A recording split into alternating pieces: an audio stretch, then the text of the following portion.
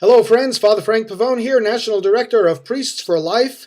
I want to think through with you today and talk a little bit about what kind of religious freedom we want in this whole debate over religious freedom and the HHS mandate, which of course we have brought to federal court in our lawsuit against Kathleen Sebelius and the Obama administration.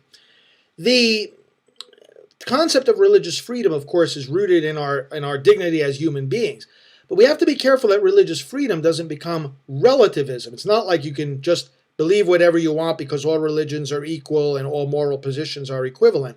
All religions are not equal and all moral positions are not equivalent. And we believe in freedom because we believe that the human person should seek out the truth and embrace it freely and not be forced into anything, certainly not be forced into violating their conscience. But when we say we want religious freedom, we want it for a reason. And the reason we want to be free, for example, in the context of this HHS mandate to teach that contraception, sterilization, and abortion are wrong, is because we believe they're wrong, not just for us, but for everybody. They're contrary to human nature. They are harmful, not only morally, but from just the perspective of health and medicine. We have to have the freedom to teach and practice our beliefs precisely because there is an objective truth, not because there isn't one. And this is a point I'm afraid is getting lost in some of the debates here. We can't be pushing religious freedom in a way that makes people think, well, if you're against abortion, that's fine. If you're for abortion, that's equally fine. In fact, that might even be your religion.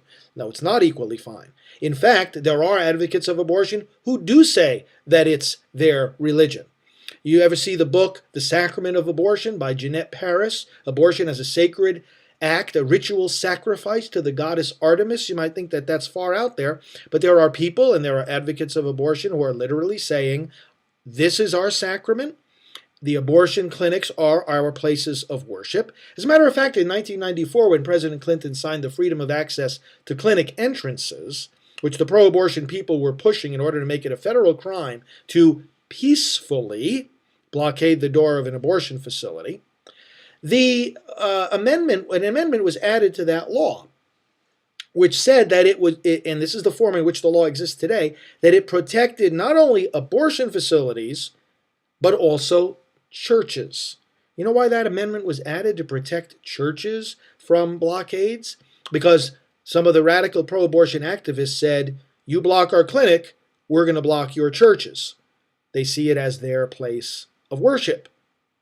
So in the name of religious freedom, are we going to tolerate killing? Are we going to tolerate bloodshed? Are we going to tolerate the continued massacre of the unborn? That's not the kind of religious freedom we're calling for, because that's relativism. That's saying that there is no moral truth, there is no religious truth. But in fact, there are such truths, and we have to continue to proclaim those truths, to invite people to embrace those truths, and to let those truths shape not only our life choices, but our public policies. Continue to stick with us at Priests for Life. Go to priestsforlife.org/HHS mandate, and you'll see what we're doing with our lawsuit and other activities in defense of life and of freedom. God bless you.